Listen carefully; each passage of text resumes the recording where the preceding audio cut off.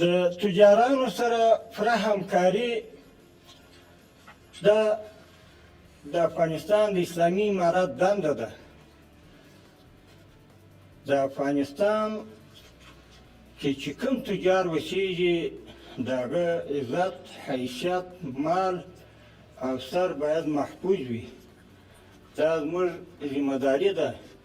انشاءالله غیر له دې څخه چې کوم مشکلات دوی درلودلي دي موږ همکاري ورسره کړې ده او په وخت کې د یوه شوه روز داسې هم پېښه شوې ده چې جناب مومن صاحب چې اوس حضور لري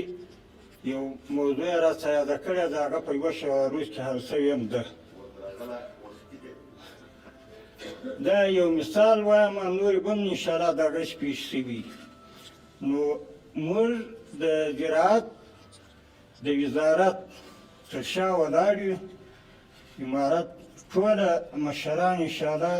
دې ته ژمن دي چې څنګه کولی شي زراعت وزیر صاحب او خپل معاونین او ټول هغه ریاستونه چې دوی په ولایاتو کې لري چې څونه د زراعت لپاره متوجه کړي. موږ به انشاءالله هغونه توجه د دوی د ملاتړ لپاره کوو او په هر بخش کې چې دوی ضرورت لري هغه موږ تر خپله حده کوشش کوو.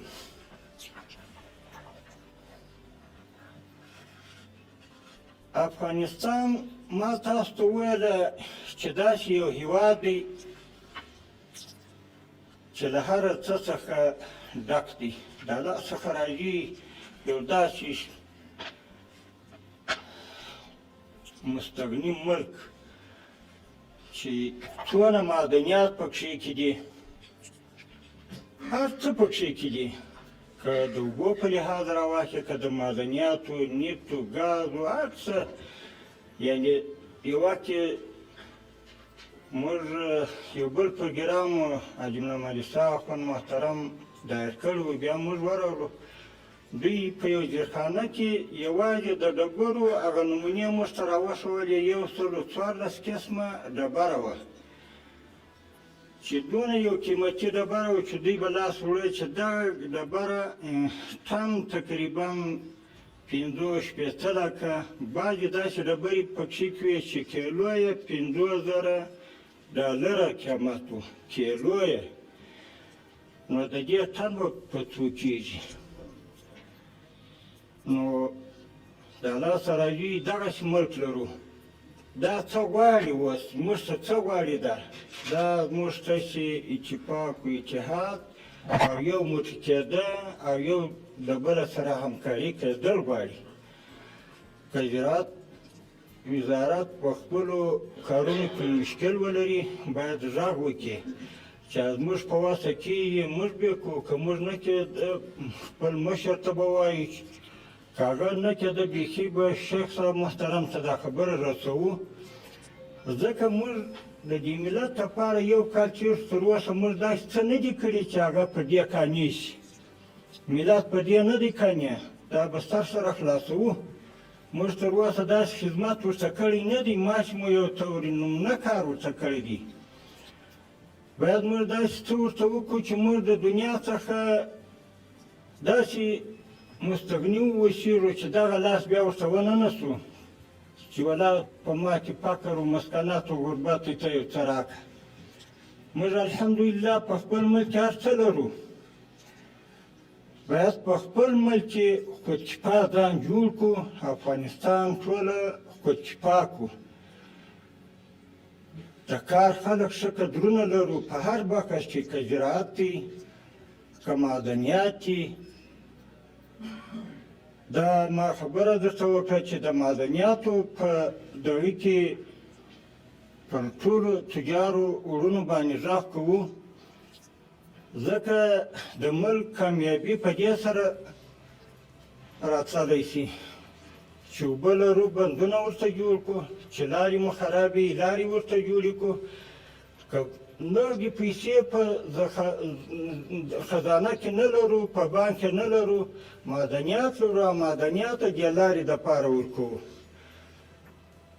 هغه به هم د دې تجار دپاره په ګټو په خیر وي، هم به د دې لارې کار په وشي وبرغول چې جوړه به شي هم به د ملت لپاره اساني و وسایي جوړه شي مثلا یو لاره ده چې اوس په 7 ساعته یا 8 ساعته کې را رسېږي د یو 10 سوه کندهار ته خو دا که جوړه شي په 2 ساعته کې را رسېږي یعنی ما چې دغه ته سړی فکر وکړي اوس خو نو که یو سړی موټر د دې دپاره اخلي چې مقصد په دې به زه کرایه کومه په داسې خرابه لار باندې د دې سړي موټر په 1 کال کې خرابېږي که لاره جوړي په 15 کاله کې نه خرابېږي دا څونه یو غټ دغه دی چې موږ یې د دې ملت سره کوو ملت ولس مو ستړی دی باید ټوله په دې کې هر مسؤول په خپل کار کې باید خپل کار ته متوجه شي او هغه که غیر د دغه وزارت د وزارت څخه ماشاء نور وزارتونه هم وي هغه باید خپلو کارو ته متوجه شي او د افغانستان د پرمختګ دپاره د بهبود دپاره باید کار و خدمت وکړو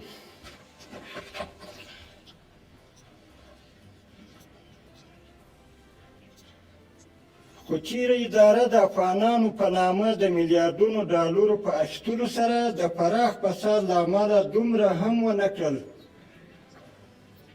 چې نن افغانان لږ تر لږه د غنمو وریجو غوړو او حبوباتو د ضرورت له اړخه خودکفا سوي وای یعنې وګورئ څونه په دنیا باندې چې کوم څه وه هغه راتله افغانستان ته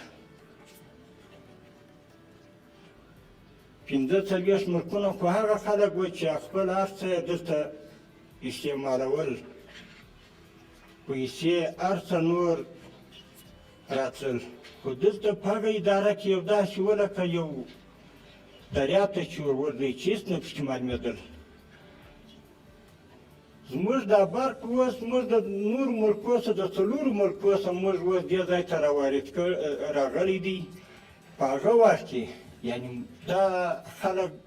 داسې وه چې بیخي هېڅ دې ملک و دې ملت کې هېڅ یو فکر نه دی کړی بیخي د یو انسان په رقم یې نه دي ورته کتلي صرف دغه ښارو ته تاسې مه ګورئ چې اوس په کابل کې څه ناڅه به شاید داسې بناګانې به جوړې سوي یا به نور داسې څه سوي نو خو دا د سارا خلک هم دغه افغانستان خلک دي کورونه یې جوړ دي ولې یې جوړې دي سړکان یې جوړ دي څه شی جوړ دي د دنیا چې کوم دغه راتلله هغه دلته و شخصي خلکو ته یعنې په شخصي ځایو باندې مصرفېدل خاص نه د ملت لپاره کار شوی دی نه د دې ملک دپاره کار شوی دی نو موږ پر ټولو صنعتکارانو وروڼو تجارانو وروڼو پر ټولو هغه چا باندې چې وس و توان لري خپل اقتصاد خپل پیسې خپل هره شتمني چې په بهر کې لري هغه دې افغانستان ته راوارد کړي را دې وړي په دې خاطر چې دا به هم د ولس او هم د افغانستان او هم د خپلو د هغو تجارو لپاره د هغو صنعتکارانو لپاره به هم انشاءالله داسې څه الله پاک ورته مهیا کړي چې دوی به خپله هم ورته اریان وي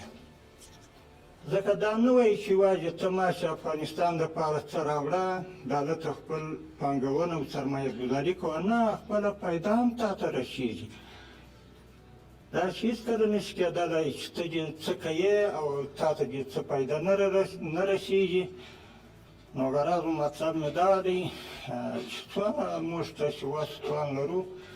باید د خپل ملت د خپل ولس د خپل ملک د ابادۍ په فکر کې سو او توجه ورته وکړو په فکر کې پوهیو چې څونه په وس یا خپل وس و توان مصرف کړو